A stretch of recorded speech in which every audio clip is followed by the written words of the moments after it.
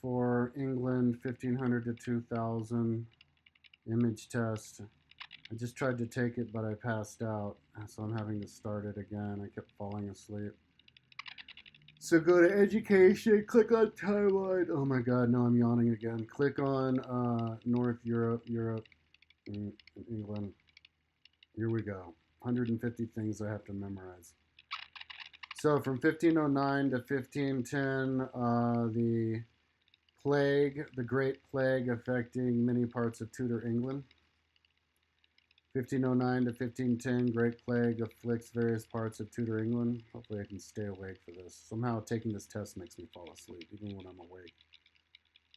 1500s, 1500 to '09 was the first decade of when printed books hit the market. 1500 to 1509, printed books hit the market.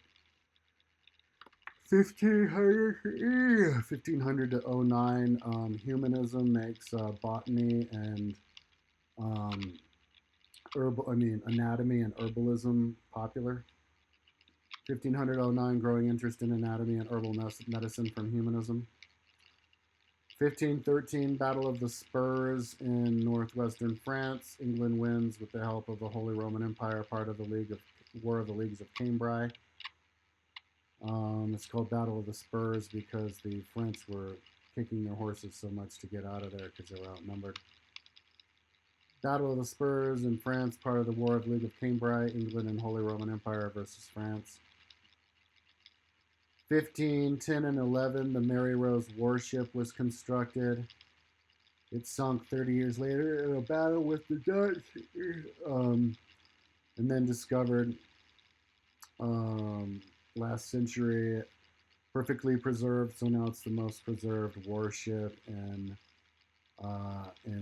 European museum. 1510 to 11, Mary Rose warship constructed. 1510 to 14, the Dutch philosopher Erasmus lived in England, spreading humanism. 1510 to 14, Erasmus lives in England, the Dutch humanist philosopher. 1520s was the English forces raid Picardy, France, and part of their wars with the help of the Holy Roman Emperor. 1522 and 23, English forces conducted raids in Picardy and northern France as part of Henry VIII's alliance with Charles V of the Holy Roman Empire. 1520s was this portrait of Sir Thomas More. He was the minister of King Henry VIII, who was beheaded because he wasn't good enough at getting him divorced from the Princess of Spain. He died at 46. Portrait of Sir Thomas More by Hans Holbein the Younger, 1497 and 1543, Oil on Wood, Frick Collection, New York. 1520s was the William Tyndale Bible, translated the Bible into modern English, first one since the Wycliffe Bible 130 years before. New Testament in English by William Tyndale. 1536, Anne Boleyn beheaded for treason and adultery. They said she had sex with her brother. He was beheaded also. 1530s, the Tower of Bangor Cathedral in Gwynedd was constructed. That's the oldest continuously used church in England, used since the 600s. 1532, Bangor Cathedral Tower in Bangor, Gwynedd. 1530s, the Anglicanism was started, the English Church, because King Henry VIII wanted to break away from them to help him get divorced and murder his wives. He killed 2 of them, was married to 6. He was the head of the Anglican Church. He reminds me of Donald Trump. 1531 to 32, Anglicanism Church of England breaks away from the Roman Catholic Church and recognizes King Henry VIII as head of the church. 1540s, there were 6 big battles between England and Scotland as England was trying to take over Scotland, like the Battle of Haddon Rig, Battle of Solway Moss, Battle of the Shirts, Battle of Stanton Dew, Battle of Haddon Rig, Battle of Solway Moss, Battle of Alton Beef, Battle of Shirts, Battle of Ancremore, Battle of Pinkie Cloud. 1540, the blast furnace became popular. The first big blast furnace was created in England, which started the Industrial Revolution in England, where they had to deforest a lot in order to find the charcoal to feed that blast furnace so that they could make more steel. They were the third country in Europe to use the blast furnace after Sweden and Belgium. The Chinese were using it before that. I think they got the idea from the Chinese, and even the ancient Greeks in 300s BC were doing it. But this was kind of the beginning of the Industrial Revolution in England. 1540 blast furnace in England. And also bringing people in from the fields to work in the factories. In the 1540s, the Great Bible translated into English. It was the first big sanctioned Bible from England. I thought it was better translated than the William Tyndale Bible. 1540 Great Bible. I think they called it the Chained Bible because it was the one chained to all the churches. In 1555, Calais was taken over by France, and England loses all the rest of their land in France for the first time in 200 years when the Angevin Empire took it. 1558 loses Calais to France after 200 years. In 1552, milled coinage became introduction in England. I guess before that it was barter. I didn't know it was that late. 1550 of milled coinage. 1555, the Mick Muscovy Corporation, the first joint stock trading company run by English people, was started in Moscow, so they could do business with Moscow. First major English joint trading stock company, Mick Muscovy Company. 1560s was the rising of the North, the French Protestant, the Scottish Catholics versus the British Anglican Protestants. Rising of the North, North England, England Protestants versus Scotland and Catholics. Damn, I'm yawning. I hope I don't fall asleep on this one too. I have no reason to. It's just because I guess my brain doesn't like being used. In the 1560s, the Bishop's Bible was translated.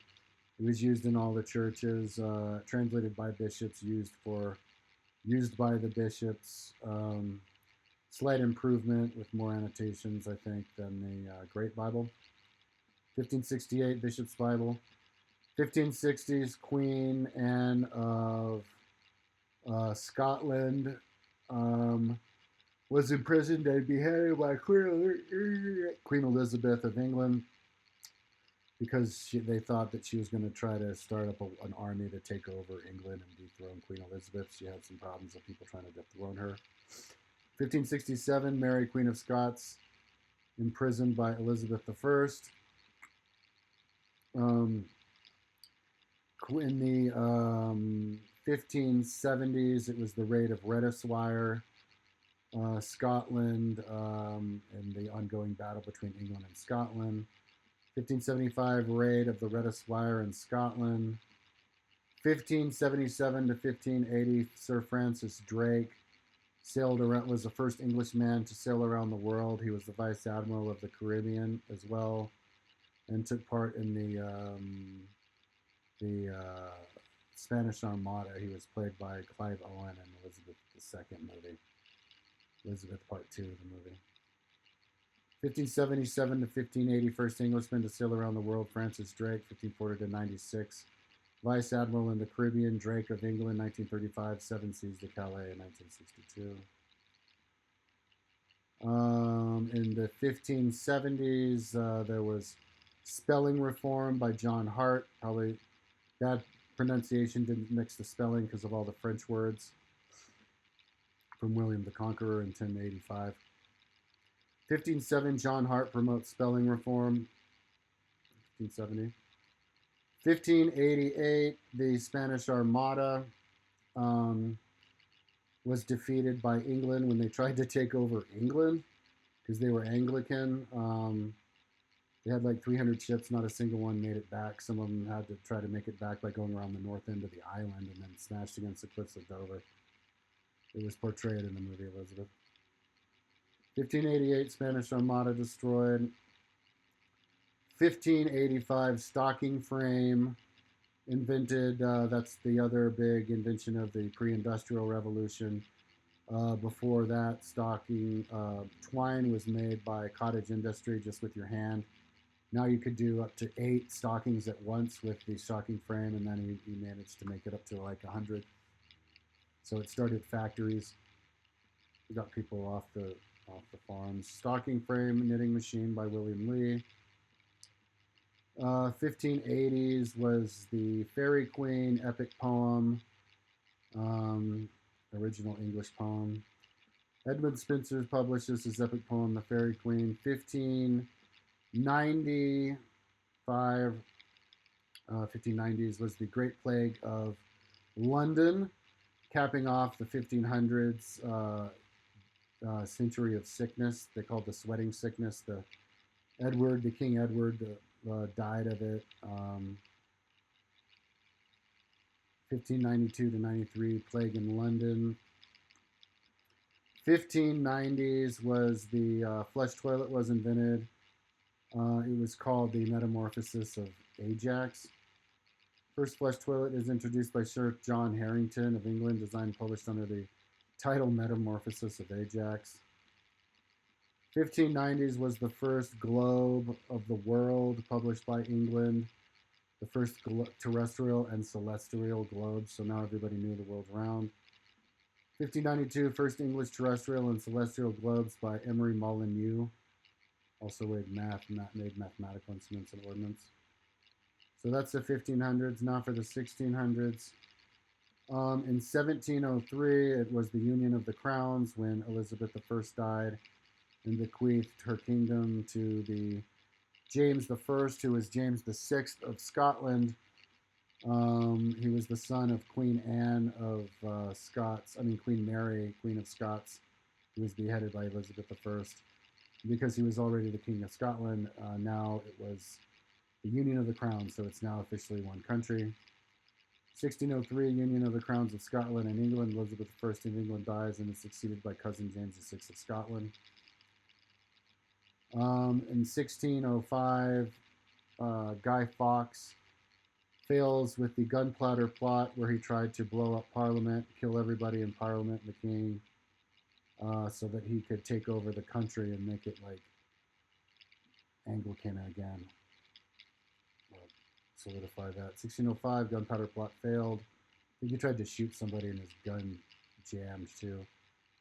In 1604, it was the tragical history of Dr. Faustus.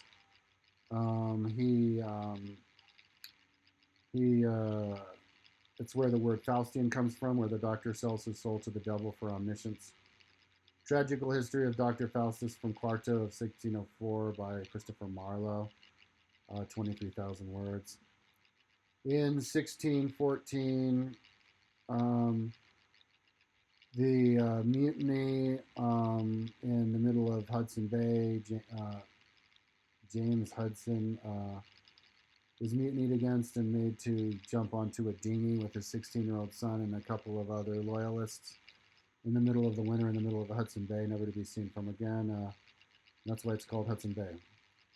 1570, 1611, 41 years old, Henry Hudson, explorer, suffered his mutiny. In 1513 or whatever, the logarithm was invented by the Scots, I think John Napier, to simplify calculations. The logarithm is to the second and to the third power. 1614, logarithm introduced by John Napier to simplify calculations in Scotland. 1611, King James Bible, the most famous Bible ever, the one that was the main one in use throughout the beginning of America and all the way up until they couldn't really understand the wording anymore. 1611, King James Bible. 1620s was the first submarine made out of wood and greased leather commissioned by the king. 1620, first submarine made of wood and greased leather by Cornelius Dreby, funded by the king. 1620s was the publication of the book about the circulatory system, published by William Harvey. 1628, circulatory system published by William Harvey and elucidates his earlier discovery of the circulatory system. 1620s was also the very first English dictionary, but it was only 12 pages. It was just the more difficult words in English. 1623, first English dictionary by Henry Cochrane. 1630s was the Bishops' War. Bishops in Scotland tried to start a war of independence in Scotland again, but the King Charles I went up there and settled it without any battles. 1639, first Bishops' War in England versus Scotland. Charles brings his troops into Scotland but decides not to attack but to negotiate instead. 1630s was the signing of the National Covenant in Scotland, which was their Declaration of Independence and I guess their type of a constitution. They became known as the Covenanters. 1638, signing of the National Covenant of Scotland. 1630s was also the beginning of the invention of the letter J in the English alphabet. In the King James Bible, Jesus is spelled I-E-S-U-S. And if it was the first letter in the word, you had to pronounce it J. But if it was in the middle, it would be I or and it was just too many uses for the one word, so they made J the final and 26th word of the English alphabet. 1634, J introduced into the English alphabet. 1640s was the English Civil War. The Catholics and Irish and other Protestants versus the Royalists, and the Royalists lost. 1642 to 46, First English War, English Civil War, Catholic Confederation, Irish Catholics, Gaelic Irish, and Old English at Kilkenny versus the English Royalists. And so because the English Royalists lost, the King Charles I was beheaded in 1649. 1649, execution of Charles I of English by the Parliament. He was the only king to be beheaded. 1640s was also the outlaw of torture in England. Because they kept exiling Calvinists and other Protestant religions, but then they'd come back to England and get tortured and killed until they got sick of torturing people, so they just outlawed torture. It wasn't helping. It wasn't diverting people. 1640, torture outlawed. 1650s was the Montrose Rebellion, another Scottish rebellion against England. 1650 to 51, the Montrose Uprising in Scotland. It was the Covenanters versus the Royalists, the people who signed this covenant here. Okay, so now the 1650s, from 1649 to 1660, was the Commonwealth of England. They called it the Protectorate. Their leader was the Lord Protectorate. They had two of them, Thomas Cromwell and his son, was it Oliver Cromwell? Or Thomas Cromwell II. So the Commonwealth of England, there was no reigning monarch between the execution of Charles in 1649 and the restoration of Charles II in 1660. Instead, in 1653, they had Lord Protectorate. So I guess for 4 years, they didn't even have any leader. It was just a parliament. In 1650s, Thomas Cromwell signed the Act of Settlement into Ireland. 1652, Act of Settlement for Ireland. Extra English people moved into Ireland. They killed 20 million Irish. took over Northern Ireland, and that's why England owns Northern Ireland to today. 1660s was the second Anglo-Dutch War. The first one was in the Montrose Rebellion in the during the Montrose Rebellion in the 1650s, but I put Montrose Rebellion because it's Civil War trumps. But they had the second Anglo-Dutch War here. Dutch Republic versus England, and the Dutch Republic won.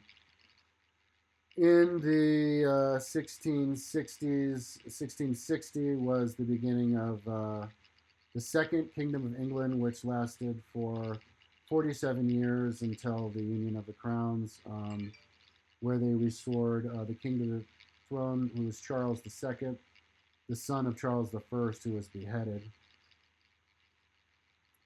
Second Kingdom of England, 1660 to 1707, with Charles II, the Merry Monarch. And then also in the 1660s was the Great Fire of London, where the London Bridge burnt down, and they never rebuilt it with all those buildings. So it was when you had all the big buildings piled up on top of each other. 1666, Great Fire of London. 1670s, the Third Anglo-Dutch War, fighting for rights, trading rights. Third Anglo-Dutch War, part of the Franco-Dutch War, Dutch Republic, Denmark and Norway versus England and France. And they had a bunch of these like sea battles. 1670s, an English person discovered bacteria. Bacteria was discovered by Antony van Leeuwenhoek. If he wasn't English, he did it while working in England. In the 1670s, the Cathedral of London was started to be constructed for 55 years until it was finished in 1720. 1675 to 1720, 55 years. I did a typo. The London Cathedral was constructed. You see that in all the stuff going on today. In the 1680s, the final Jacobite rebellion in Scotland. They had three different Jacobite rebellions. And that was the biggest and final one. After that, the Scots kind of ran out of steam. 1689 to 92, the Jacobite Rising in Scotland. In the 1680s, Sir Isaac Newton published his book in Latin called Principles of Mathematics, Principia de Mathematica y Astronomia, where he talked about, he discovered gravity and the movement of the bodies in the space, with gravity getting exponentially weaker as you go farther out, and invented calculus. Philosophiae Naturalis Principia Mathematica by Isaac Newton. Natural philosophy is what they called science in those days. In the 1680s, the first violin solo was performed called Chorale by William Braid. First solo violin song, Chorale by William Braid, composer, violinist, and viol player. In the 1690s was the 9 Years' War in America between England and France. England with the Iroquois and a bunch of Indian tribes, and then France with the Mohawk and their Indian tribes. 9 Years' War, Grand Alliance, Dutch Republic, England, a Holy Roman Empire, Spain, Piedmont, Savoy, Sweden, and Scotland versus France, Irish, and Scottish Jacobites. Okay, it was the French and Indian War that had those tribes. In the 1690s, Henry Purcell was the composer. He was the guy who makes all those English songs that with a lot of horns, like inside of the London Cathedral. You hear like like kind of like announcing the arrival of the king type sounding music. He was also at the same time as Vivaldi, who did horn music. Henry Purcell, composer.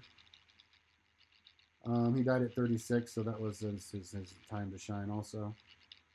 The 1690s was the very first cricket match, official sanctioned cricket match in England and in Sussex. 1697, first known first class cricket match in Sussex. And that's the 1600s. Now for the 1700s. In 1707, it was the Act of Union that created Great Britain, where they officially incorporated Northern Ireland as part of the Kingdom of England. So it was kind of like the beginning of the Empire of England. Act of Union, Scottish and English parliaments merge, and they start Great Britain. All right, Scottish and English parliaments merge. So Scotland loses their parliament. In 17, the 1700s, like 1701 or something, two newspapers simultaneously started as the first daily newspapers, the Daily Courant and the Norwich Times, Norwich Post. They only lasted for like 10 years, but they got the ball rolling for newspapers, and they were all over after that. 1701 to 1702, first daily newspapers in England, Daily Courant and Norwich Post. 1704 something was when the company of English merchants trading to East Indies was formed by the merger of two other companies with really long names. 1708, United Company of Merchants of England trading to East Indies, formed by Union of Company of Merchants of London trading into East Indies, and English Company trading to East Indies. In 17 teens, from 1700 to 1721, was the Great Northern War. It was kind of like a big world war, and most of the fighting was done here in the 17 teens between Sweden, Norway, and England, and Russia, and Lithuania, and all that. England started off on like Russia's side and ended up on Sweden's side. They switched sides and I guess tilted the war in their favor. That's the only war I know where England worked. One country was on two different sides at two different times. But Great Northern War at North, East, and Central Europe, parts of Russo-Polish and Danish-Swedish wars. Russia, Kalmyk, Kozak, Denmark, Norway, Saxony, Poland, Lithuania, Kozak, Prussia, Hanover, and Britain versus Sweden, Luneburg, Poland, Lithuania, Ottoman, Pruth, Kozak, Great Britain, United Provinces, Brunswick, and Lunenburg.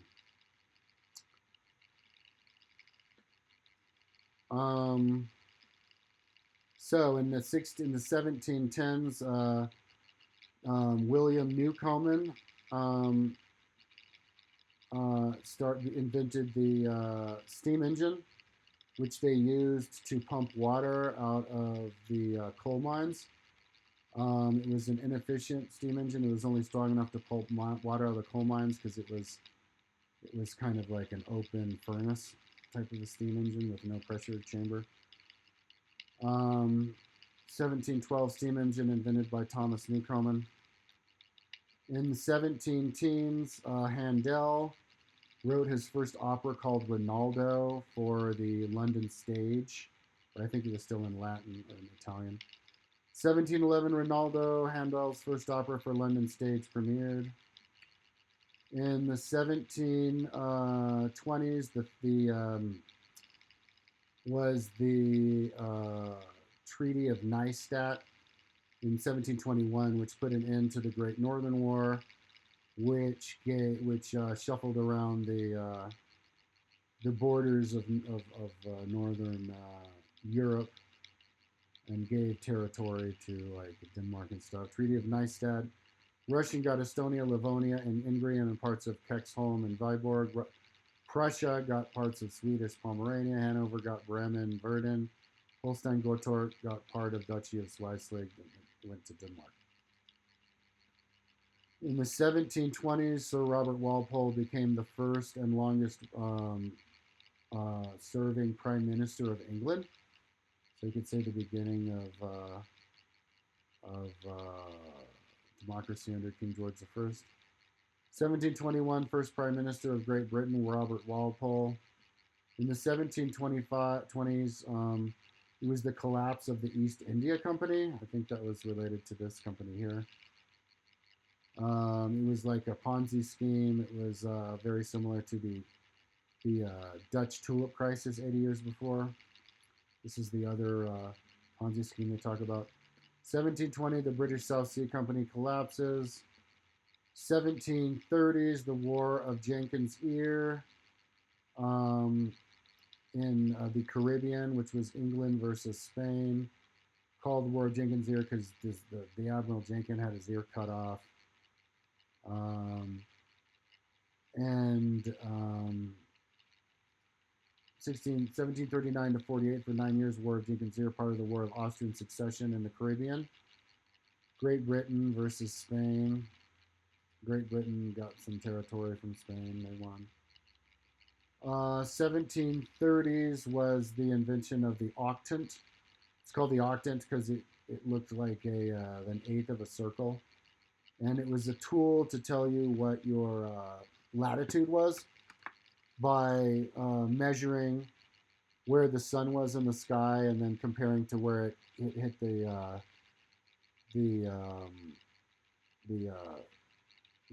surface of the earth, and then you could measure how tight the circle was. And the tighter the circle was, the farther north you were. And they had a chart that you could compare the tightness of the circle, and it would tell you exactly what your latitude was.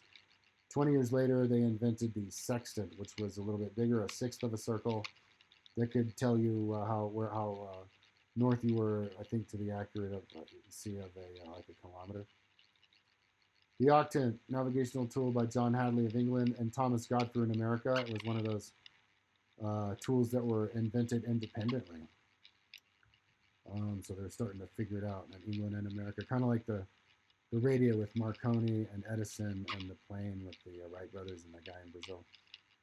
So then in the 1730s, the Great Awakening occurred, and that was where in Western Europe and America, where people started to think out the box, think more scientifically, not follow the Bible so much, and start all these different like Anglican churches and stuff, or Protestant churches.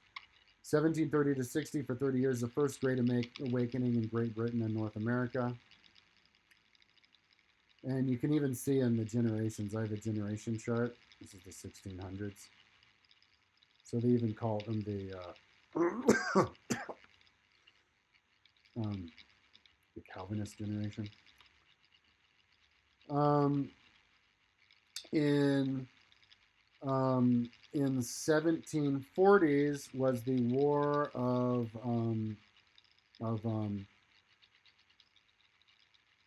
Carnatic, the first Carnatic War between Britain, I think France, and like a three-way war, and the Nizam of Hyderabad. 1744 to 48 for 4 years, the first Carnatic War in India, Great Britain versus French versus Nizam of Hyderabad. England starts to take over the whole world at this time because they're starting to get really good at making weapons and steamships and all that kind of stuff. In 1740s, modern steel was invented when they figured out how to cook steel at 1400 degrees instead of just 1800, making it more pure, boiling out all of the carbon, so that allowed them to make bigger ships, bigger bridges, bigger buildings. And it was invented by, can't remember. Yeah, modern crucible steel invented by Benjamin Huntsman in 1740. And also in the 1740s was the Pretty Little Pocketbook, the very first children's book that included a story, Jack the Giant Slayer. I think it was similar to Jack the Beanstalk, and different children's books. So children are starting to be taken care of better here. A Little Pretty Pocketbook, one of the first children's books, the first big one. In the 1750s, it was the French and Indian War, where it was England versus France, and it set up the borders of today, where France got Eastern Canada, America got to keep America. The French came down, or the Canadians came down and burnt the White House. They had a bunch of Indian tribes fighting for them. The English had the Iroquois Confederacy, and the French had the Mohawks and a bunch of Indians. 1754 to 63 for 9 years, the French and Indian War, called the 7 Years' War in North America. Great Britain, Iroquois Confederacy, Catawba Cherokee versus France. Wabanaki Confederacy, Abenaki, Micmac, Algonquin, Chenango, Mohawk, Lenape, Ojibwa, Ottawa, Shawnee, and Wyandot. Oh, and they have a whole bunch of movies about this. Broken Chain in 93, Last of the Mohicans in 36, Last of the Mohicans in 92 with Daniel Day-Lewis, Northwest Passage in 1940, Mohawk in 1956, and I think Last of the Mohawks, the book was written about this. Frontier Times 1987, Barry Lyndon, the big epic movie in 1976, so 6 movies about it. The 1750s was the second English dictionary, but the other one was only 12 pages, so this is the first one that has all the words, or a big collection of them. It was 400 pages. 1755 Dictionary of the English Language by Samuel Johnson. 1750s was, in 1750 was the peak of the Little Ice Age in England. That was part of the reason that the French kingdom was toppled. Henry the 16th. Everybody was starving. 1750 peak of the Little Ice Age. In the 1760s was the Treaty of Paris, which settled the French and Indian War, which gave Louisiana to Spain, but then France had it by the time Napoleon sold it to us. But it gave Canada to France, Northeast Canada to France, Northwest Canada to England, and America got to stay England. Treaty of Paris, France cedes New France to Great Britain, retaining St. Pierre and Miquelon, and transferred Louisiana to Spain. In the 1760s, the fourth chronometer solved the longitudinal problem, so now people could know exactly where they were on the Earth by connecting using the sextant, which replaced the octant. Like 20 years after the octant was invented, sextant was called sextant because it took up a sixth of a circle. In conjunction with the fourth chronometer. The fourth chronometer was the fourth attempt at making a chronometer. That's why it's called a chronometer. The chronometer is otherwise known as the pocket watch, and that worked by just looking at noon, and then you look at your watch, and then you know what time it is in Britain, and then you can compare the times, and you know exactly your longitude. They had their latitude and longitude pinpointed to the kilometer at that point. 1761, longitudinal problem resolved by the fourth chronometer by John Harrison. They were able to build the fourth chronometer because this crucible steel was the first steel that was hard enough to be predictable and to stay together when you build a big watch spring out of it. And also in the 1760s was the official beginning of the Industrial Revolution, when James Watt improved on Thomas Newcomen's steam engine, who was 50 years before him, to create a steam engine because he had a special pressure chamber in it, so it could be used with more power and more efficiency. So now they could power factories, all the different machines, mainly textiles. 1765, enhancement of Newcomen's steam engine, new steel technologies by Scottish James Watt. That's where the word watt power comes from, your watts.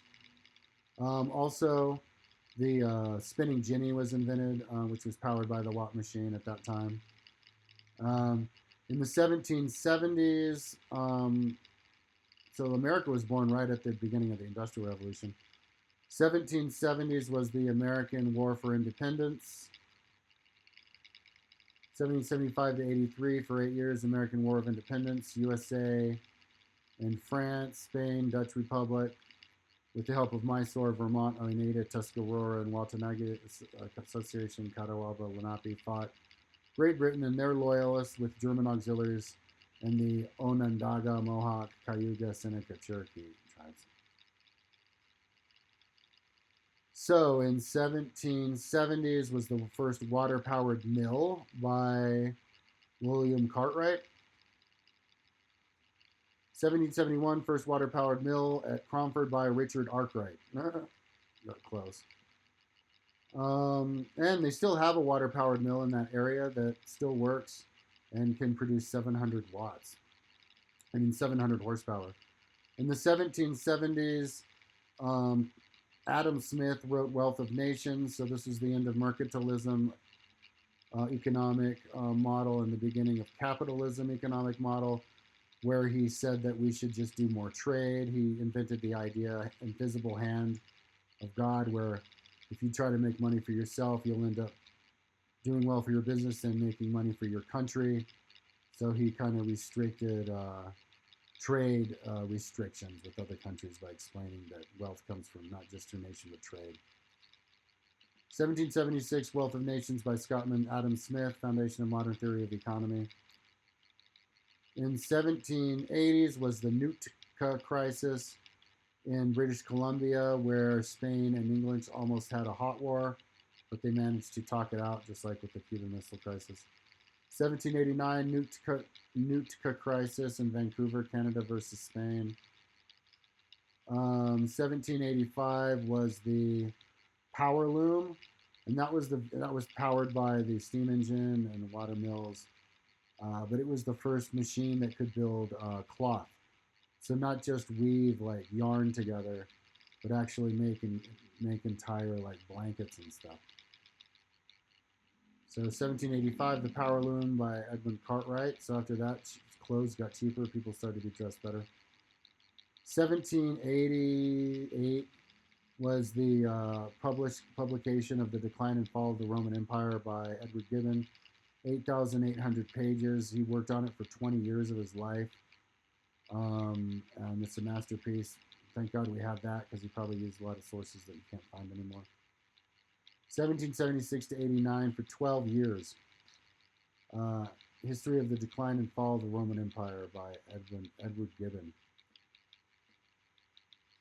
So history becomes interesting now. In the 1890s, it was the Irish Rebellion failed to overthrow England and Northern Ireland. 1798, Irish Rebellion fails to overthrow British rule in Ireland. 1790s was the very first vaccination against smallpox, and then it spread throughout all of Europe. First smallpox vaccination by Edward Jenner. 400 million Europeans each year in the 1700s with 5 reigning monarchs used it. 1790s was the book Principle of Population by Thomas Malthus, where he realized that we were eventually going to hit a population maximum, because they were starting to fill up every square inch of England by bringing the people in from the land and then cultivating the farms for crops.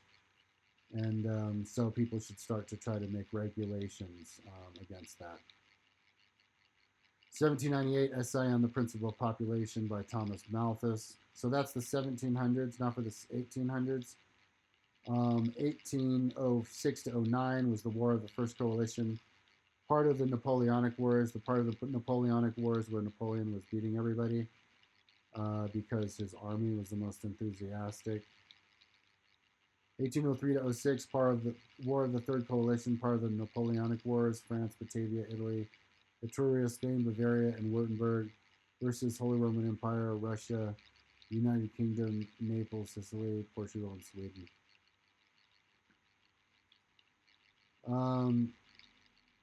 War of 1801 was the formation of the United Kingdom. So now it wasn't Great Britain anymore by merging the Scottish and English parliaments. Now they incorporate Northern Ireland, and they call it United Kingdom. So now they're kind of more like an official empire.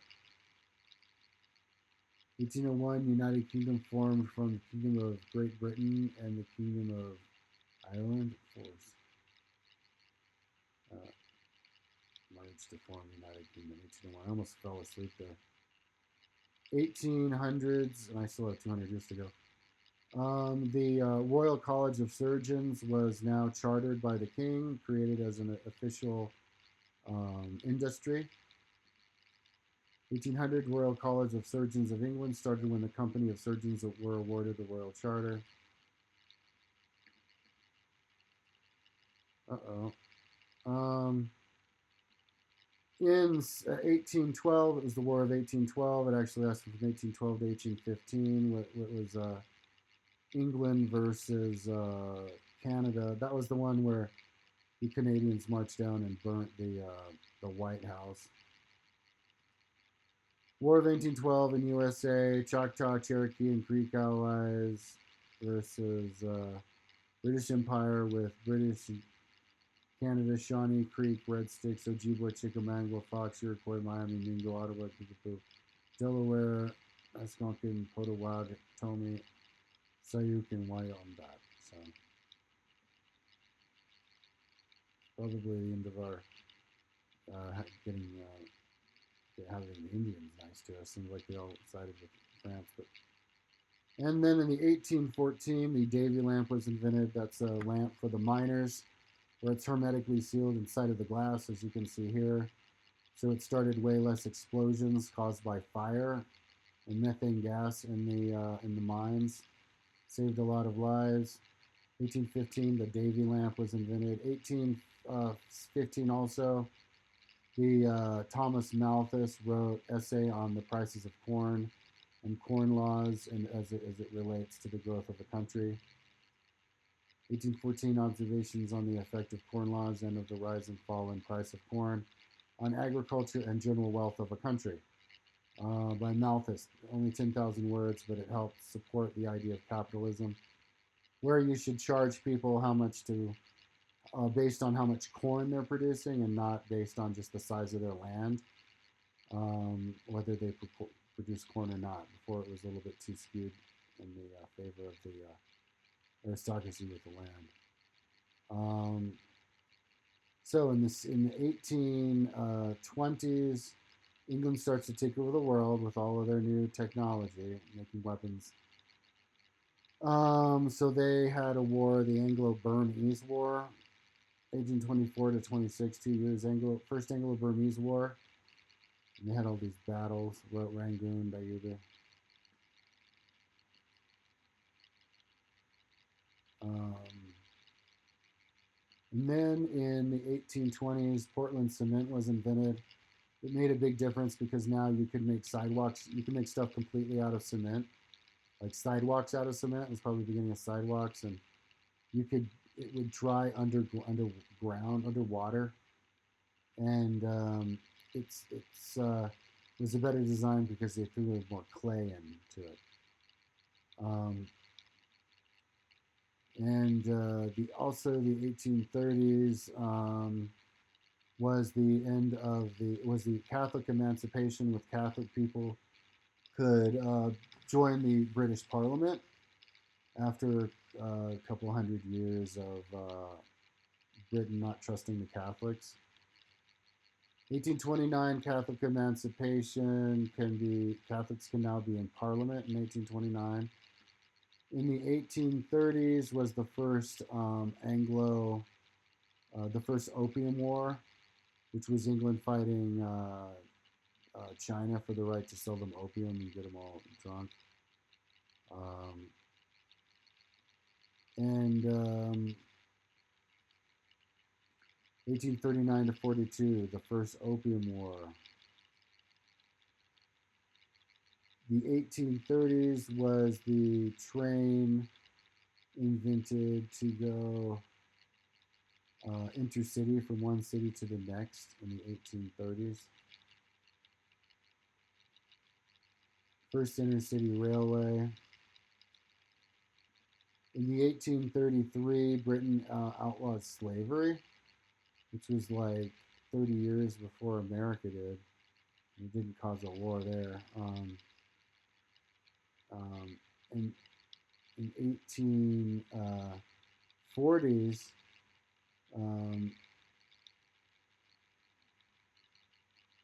it was the Anglo-Sikh War. See, I just fell asleep there. I started to have trouble staying awake. England taking over the Sikhs in England, India. First Anglo-Sikh War in Punjab, British East India Company versus, and the Patiala State and Jind State versus the Sikh Empire. So it was the end of the Sikh Empire. In The 1640s was the beginning of the positive negative process, the beginning of photographs by William something. He took photos of his own grumpy looking self and some people working and sawing, and a picture of his sister playing the violin, and then another picture of his family, and you could recognize the sister in the photo. 1841, negative positive photographic process by William Fox Talbot, 1800 to 77. In the 1840s was the Great Bible. Is the first sanctioned translation of the English Bible. I'm sorry, not the Great Bible. That was the year before. This was the first printing of Wycliffe's Bible, which was the first Bible in English, uh, written by John Wycliffe in 1384 and in 1395, and they published it in English in the original form, printing it in the 1840s. Wycliffe's Old Testament from 1382 and 95, printed and annotated. In the 1870s, it was the Anglo-Persian War, so England versus Persia, which was modern day Iran. It was the beginning of the Great Game between English and Russia. So England decided to let Russia have what it was north of Persia, and England got to the south. Anglo-Persian War, 1856 to 57. 1850s was the Bessemer process, was now the mass production of high-grade steel, where they would cook it in those big rolling pots, those ceramic Bessemers, and they could inject the chemicals in there that they needed to make the process go. Bessemer process mass production of steel in 1855, so after that they could really start to build big buildings.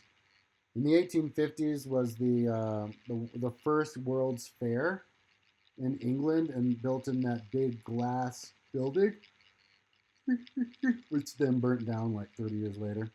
1851, world's first international expo, the World's Fair in London. But they do have a picture of that glass building, and that would have been amazing to be in at the time.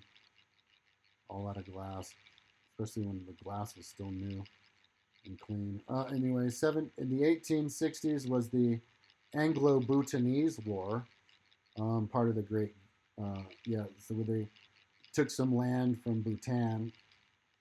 1864 to 65, the Bhutanese War. In the 1860s, antiseptic surgery was invented when a surgeon invented a certain type of sterilization liquid to dip his instruments in, and it vastly improved recovery. Before, people were getting gangrene and infections all the time and dying from the infection. I'm surprised it was an Englishman who invented that and not American, because that was during the Civil War before they did it. 1867, antiseptic surgery. In the 1860s was also the first London Underground, the first intercity trains. 1863, London Underground. In the 1870s was the Anglo-Zulu War with Shaka Zulu. They made a mini-series about that. I think that's when they started. Swaziland is like a place for them to refuge to. 1879, Anglo-Zulu War, South Africa, and end of Zulu Kingdom. Great Britain versus Zulu, so they wiped out the Zulus. Happened around the same time as the Americans were wiping out the Indians in America. Also in the 1870s, William Maxwell from Scotland wrote the treatise on electricity and magnetism, giving ideas to Einstein. 1873, treatise on electricity and magnetism by Maxwell in Scotland.